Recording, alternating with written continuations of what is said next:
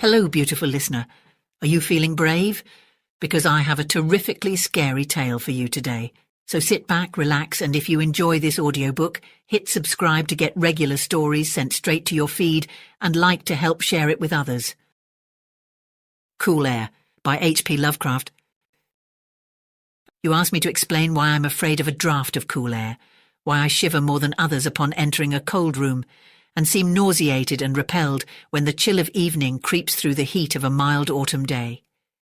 There are those who say I respond to cold as others do to a bad odour, and I am the last to deny the impression. What I will do is to relate the most horrible circumstance I ever encountered, and leave it to you to judge whether or not this forms a suitable explanation of my peculiarity. It is a mistake to fancy that horror is associated inextricably with darkness, silence, and solitude. I found it in the glare of mid-afternoon, in the clangour of a metropolis, and in the teeming midst of a shabby and commonplace rooming house with a prosaic landlady and two stalwart men by my side. In the spring of 1923, I had secured some dreary and unprofitable magazine work in the city of New York, and being unable to pay any substantial rent, began drifting from one cheap boarding establishment to another in search of a room which might combine the qualities of decent cleanliness, endurable furnishings, and very reasonable price. It soon developed that I had only a choice between different evils, but after a time I came upon a house in West 14th Street which disgusted me much less than the others I had sampled. The place was a 4-story mansion of brownstone, dating apparently from the late 40s, and fitted with woodwork and marble whose stained and sullied splendour argued a descent from high levels of tasteful opulence. In the rooms, large and lofty, and decorated with impossible paper and ridiculously ornate stucco cornices, there lingered a depressing mustiness and hint of obscure cookery. But the floors were clean, the linen tolerably regular, and the hot water not too often cold or turned off, so that I came to regard it as at least a bearable place to hibernate until one might really live again. The landlady, a slatternly, almost bearded Spanish woman named Herrero, did not annoy me with gossip or with criticisms of the late-burning electric light in my third-floor front hall room. And my fellow lodgers were as quiet and uncommunicative as one might desire, being mostly Spaniards a little above the coarsest and crudest grade. Only the din of streetcars in the thoroughfare below proved a serious annoyance. I had been there about 3 weeks when the first odd incident occurred. One evening at about 8, I heard a spattering on the floor and became suddenly aware that I had been smelling the pungent odour of ammonia for some time. Looking about, I saw that the ceiling was wet and dripping, the soaking apparently proceeding from a corner on the side toward the street. Anxious to stop the matter at its source, I hastened to the basement to tell the landlady, and was assured by her that the trouble would quickly be set right. "Dr. Munoz," she cried as she rushed upstairs ahead of me. "He have spill his chemicals.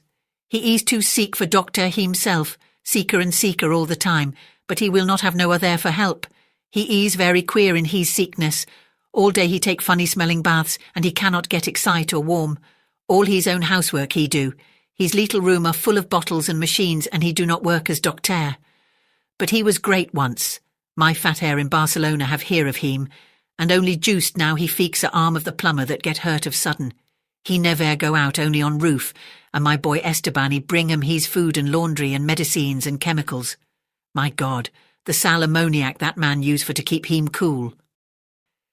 Mrs. Herrero disappeared up the staircase to the 4th floor, and I returned to my room. The ammonia ceased to drip, and as I cleaned up what had spilled and opened the window for air, I heard the landlady's heavy footsteps above me. Dr. Munoz I had never heard save for certain sounds, as of some gasoline-driven mechanism, since his step was soft and gentle. I wondered for a moment what the strange affliction of this man might be, and whether his obstinate refusal of outside aid were not the result of a rather baseless eccentricity. There is, I reflected tritely, an infinite deal of pathos in the state of an eminent person who has come down in the world. I might never have known Dr. Munoz had it not been for the heart attack that suddenly seized me one forenoon as I sat writing in my room. Physicians had told me of the danger of those spells, and I knew there was no time to be lost. So remembering what the landlady had said about the invalid's help of the injured workman, I dragged myself upstairs and knocked feebly at the door above mine. My knock was answered in good English by a curious voice some distance to the right, asking my name and business, and these things being stated, there came an opening of the door next to the one I had sought. A rush of cool air greeted me, and though the day was one of the hottest of late June, I shivered as I crossed the threshold into a large apartment whose rich and tasteful decoration surprised me in this nest of squalor and seediness.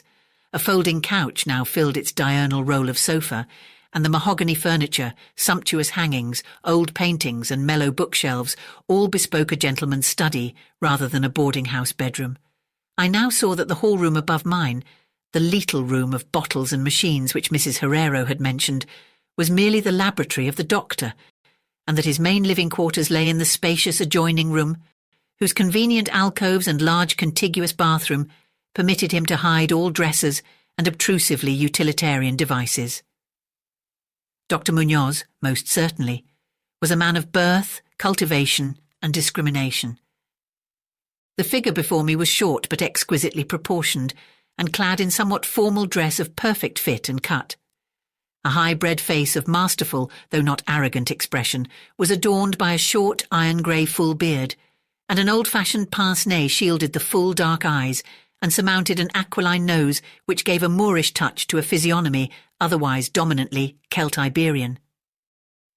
Thick, well-trimmed hair that argued the punctual calls of a barber was parted gracefully above a high forehead, and the whole picture was one of striking intelligence and superior blood and breeding.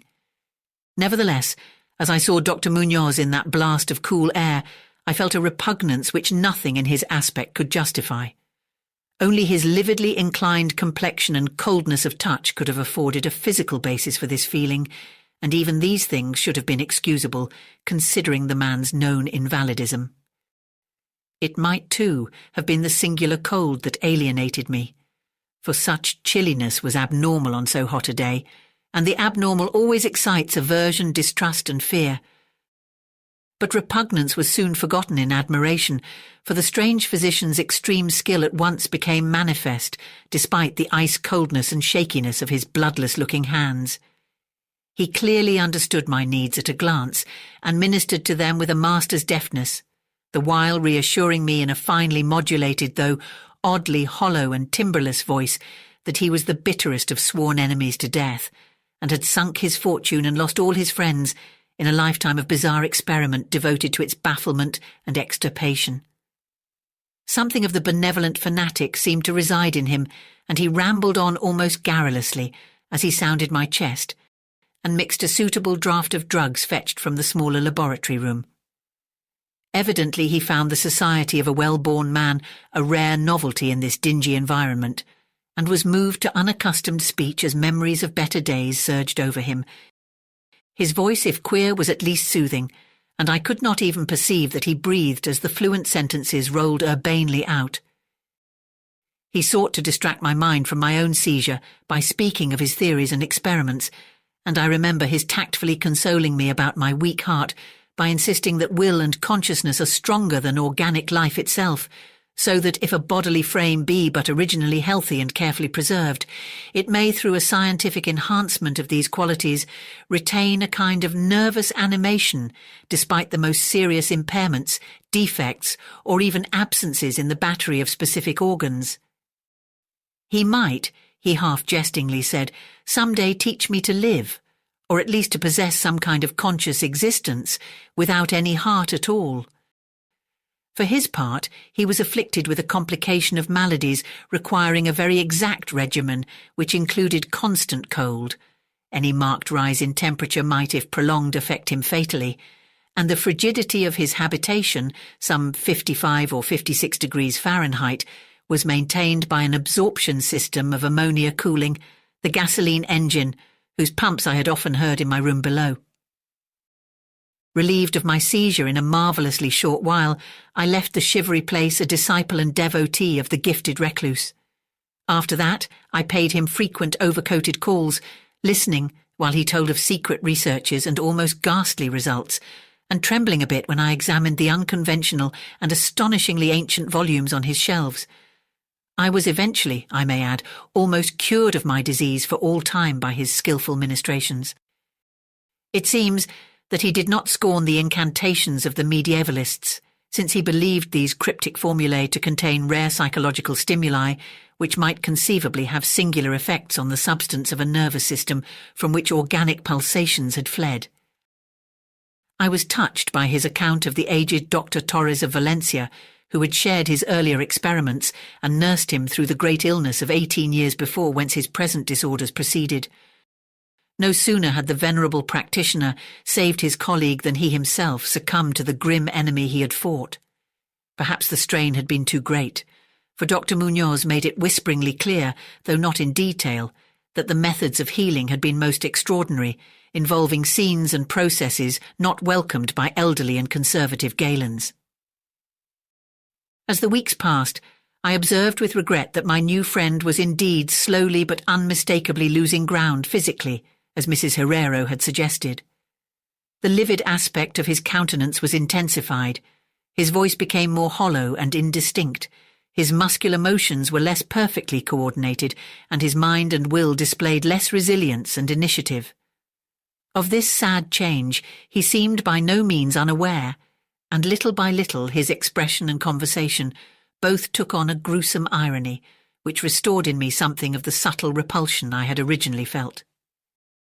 He developed strange caprices, acquiring a fondness for exotic spices and Egyptian incense until his room smelled like the vault of a sepulchred pharaoh in the Valley of Kings.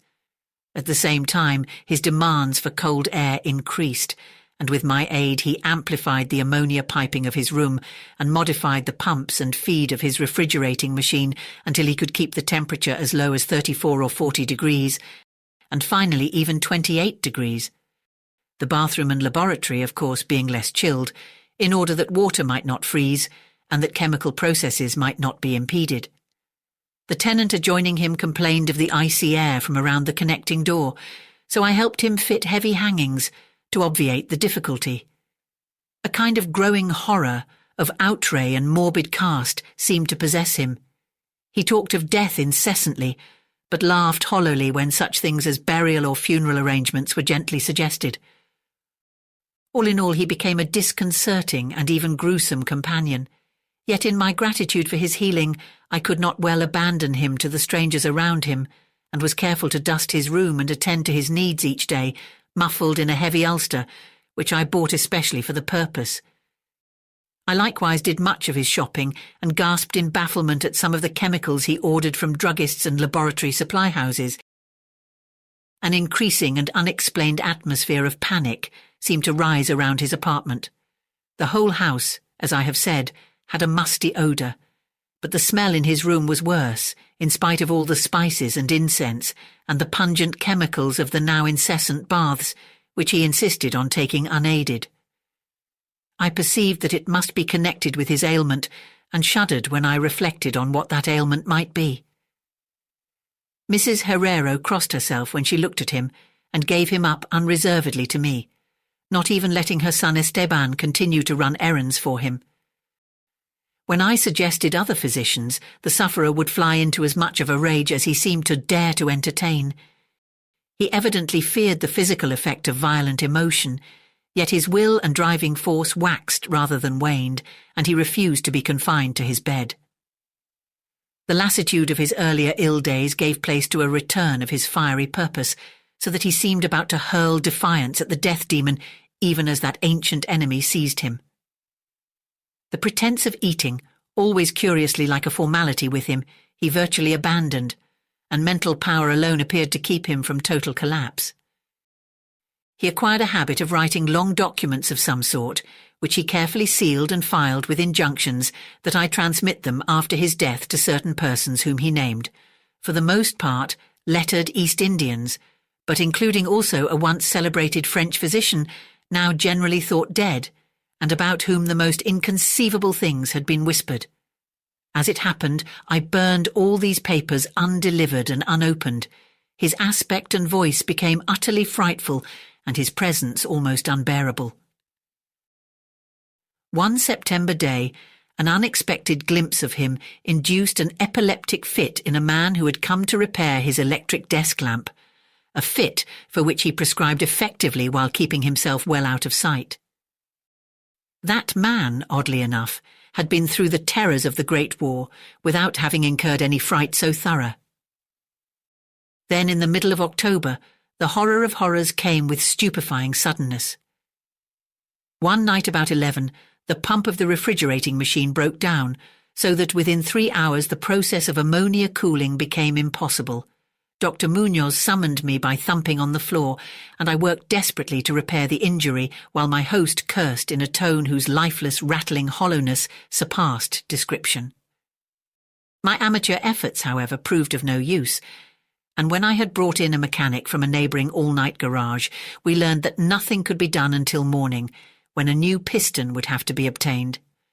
The moribund hermit's rage and fear, swelling to grotesque proportions, seemed likely to shatter what remained of his failing physique, and once a spasm caused him to clap his hands to his eyes and rush into the bathroom. He groped his way out with face tightly bandaged, and I never saw his eyes again. The frigidity of the apartment was now sensibly diminishing, and at about 5 in the morning the doctor retired to the bathroom, commanding me to keep him supplied with all the ice I could obtain at all-night drugstores and cafeterias. As I would return from my sometimes discouraging trips and lay my spoils before the closed bathroom door, I could hear a restless splashing within and a thick voice croaking out the order for more. At length a warm day broke and the shops opened one by one. I asked Esteban either to help with the ice fetching while I obtained the pump piston, or to order the piston while I continued with the ice. But instructed by his mother, he absolutely refused. Finally, I hired a seedy-looking loafer whom I encountered on the corner of 8th Avenue to keep the patient supplied with ice from a little shop where I introduced him, and applied myself diligently to the task of finding a pump piston and engaging workmen competent to install it. The task seemed interminable, and I raged almost as violently as the hermit when I saw the hours slipping by in a breathless, foodless round of vain telephoning and a hectic quest from place to place, hither and thither by subway and surface car. About noon I encountered a suitable supply house far downtown, and at approximately 1:30 that afternoon arrived at my boarding place with the necessary paraphernalia and 2 sturdy and intelligent mechanics.